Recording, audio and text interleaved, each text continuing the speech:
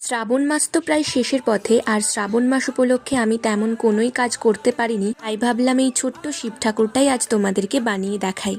মহাদেবের প্রতি আমার শ্রদ্ধা ও বিশ্বাসের একটি ক্ষুদ্র প্রকাশ আমার এই সৃষ্টি। নিজের হাতে তাকে গড়ে তোলার সময় মনে হয়েছে যেন তার আশীর্বাদ আমার প্রতিটা মুহূর্তকে ছুঁয়ে যাচ্ছে। তোমরা কি কেউ জানো শ্রাবণ মাসেই কেন শিবের মাথায় জল ঢালা হয়? পুরাণ অনুযায়ী সমুদ্র মন্থনের সময় যে ভয়ঙ্কর বিষ বের হয়েছিল, তা থেকে সৃষ্টি জগৎকে রক্ষা করার জন্য ভগবান শিব সেই বিষ পান করেছিলেন।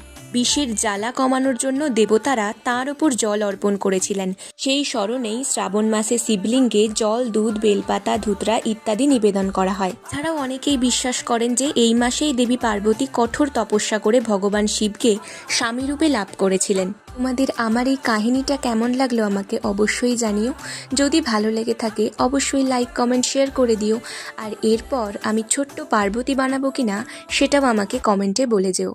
আর সবাই একবার হর হর মহাদেব লিখে যেও। তাহলে আসি, বাই।